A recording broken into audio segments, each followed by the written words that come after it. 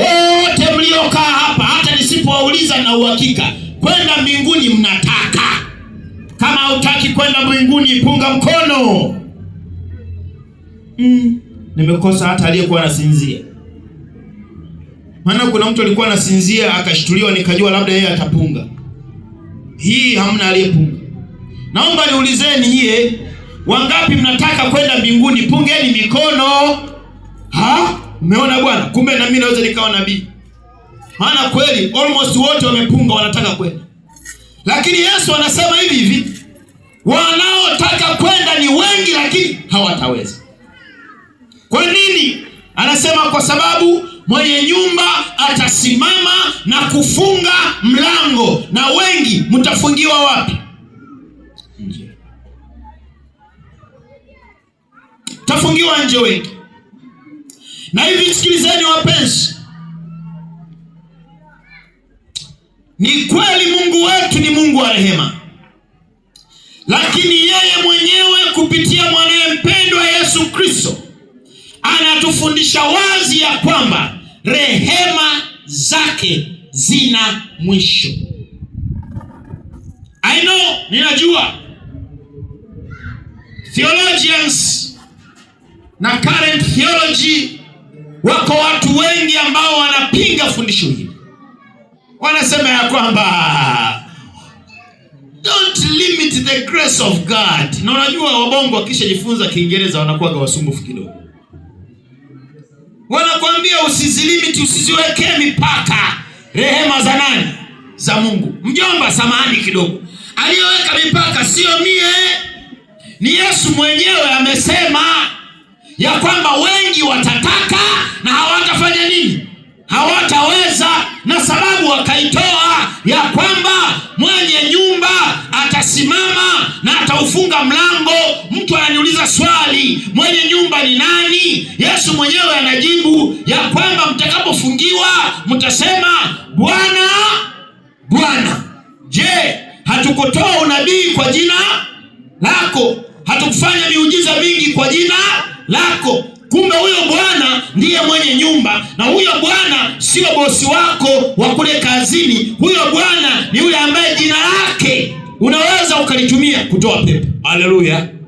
Huyo Bwana ni yule ambaye jina lake linaweza kutumika kufanya miujiza mingi.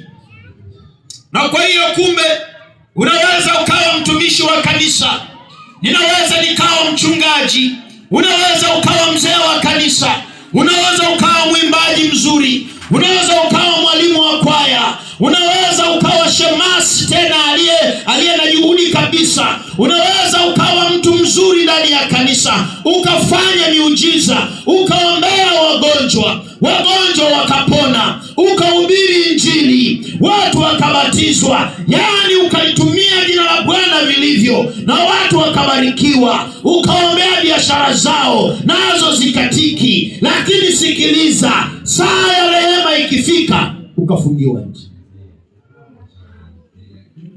Paulo akilijua hili, ndipo akasema ya kwamba na mimi nakaza mwendo ili nikiisha kuwahubiri wengine, mimi mwenyewe nisijekuwa mtu wa kufanya nini? Jamani, wanaolikumbuka hilo fungu ni watu wakakebe peke yao. Nisijekuwa mtu wa kufanyaje? Wa kukataliwa. Kumbe naweza kuihubiri Injili, kumbe naweza kuifanya kazi ya Mungu, lakini hatimaye nikawa mtu wa kufanya nini? Wa kukataliwa.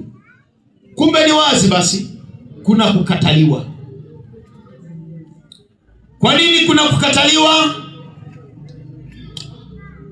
Ni kwa sababu wengi wetu tumekuwa Wakristo, wengi wetu tunamtafuta Mungu na tunajificha kwenye vazi la dini, tunajificha kwenye vazi la Ukristo, huku bado tukiishi ya ulimwengu.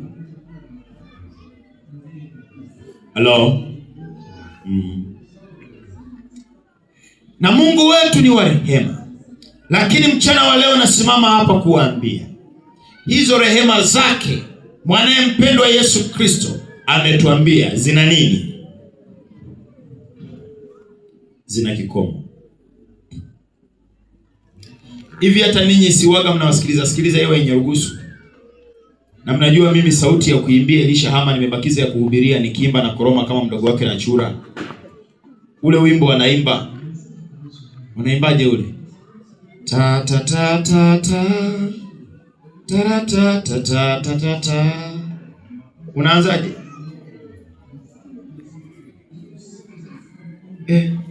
Hawa ujui. Hiyo afadhali wametia hata moyo. Hata tata unaikumbuka.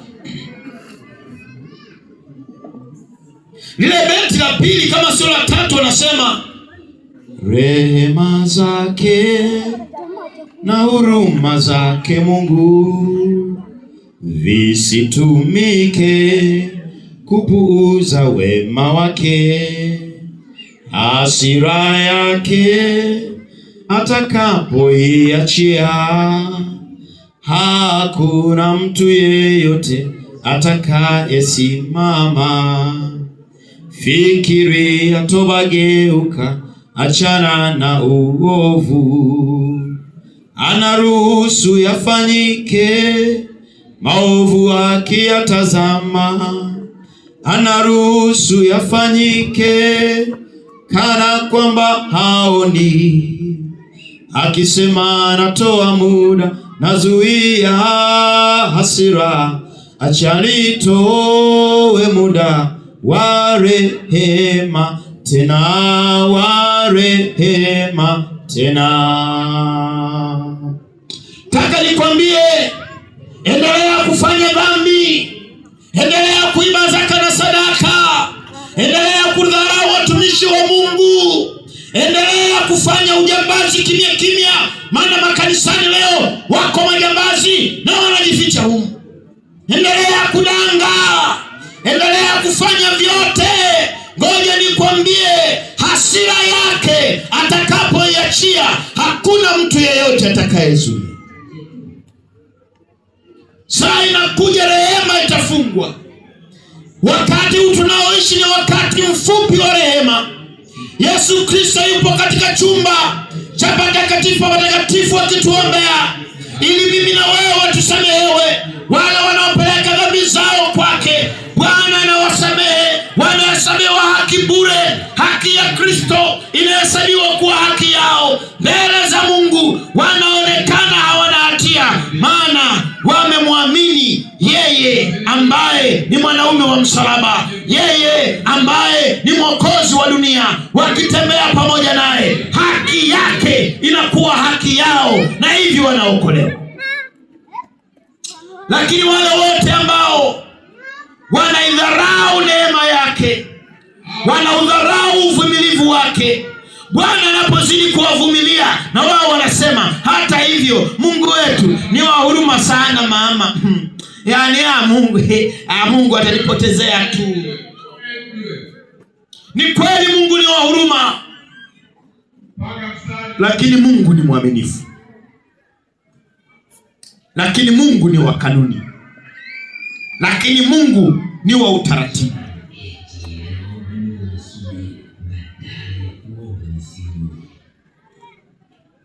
Ufunuo sura ya 22 aya ya 11 inaeleza, inasema ya kwamba mwenye kudhulumu na azidi kufanya nini?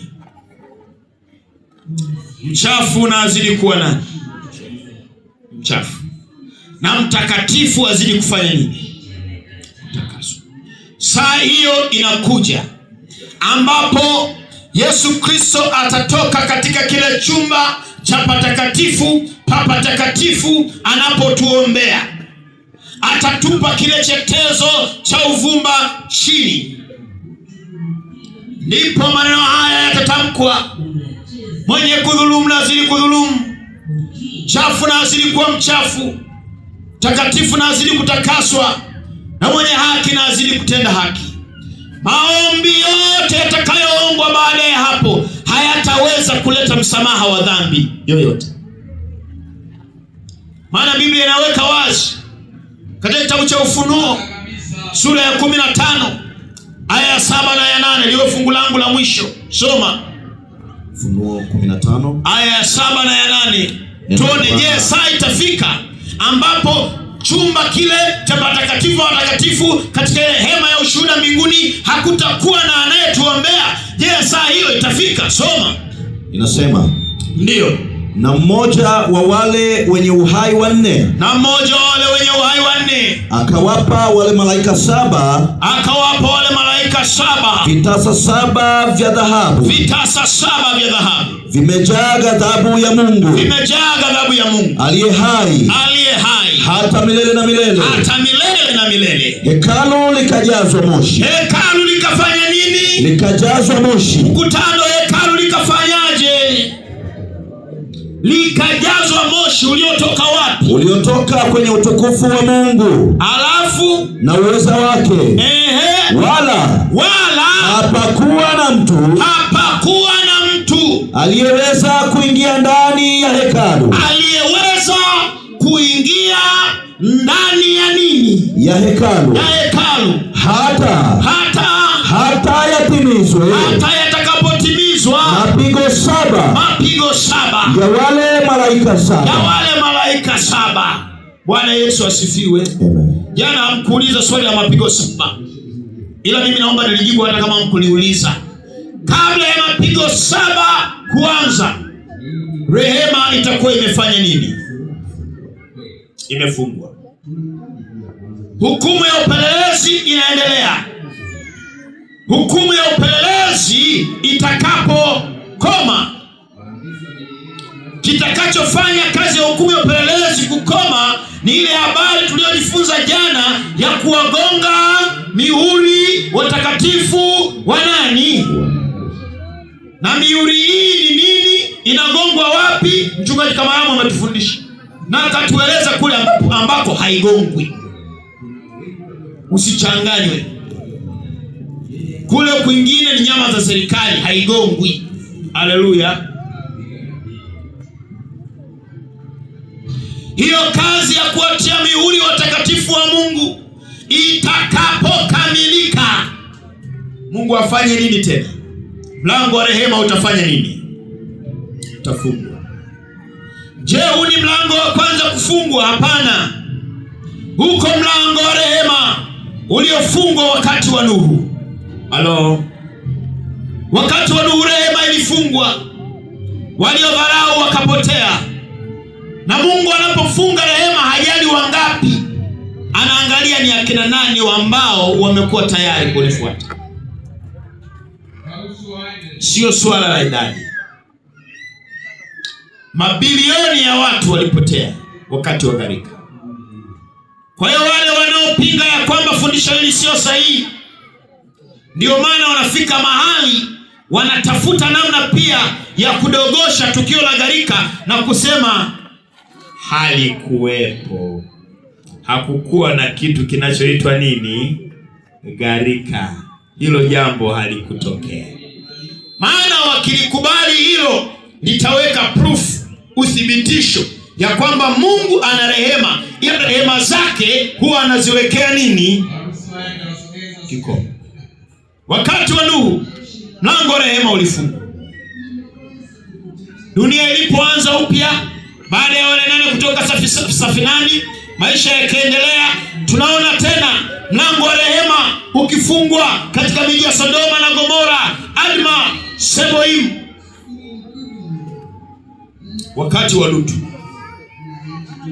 Na kabla Mungu hajafunga rehema, wakati wote huwa anawatuma wajumbe wake kupeleka ujumbe wa onyo, kupeleka ujumbe wa mwisho, kuwaonya watu, kuwaambia muda si mrefu, siku si nyingi, rehema itafungwa, mji huu utaangamizwa, dunia hii itaangamizwa.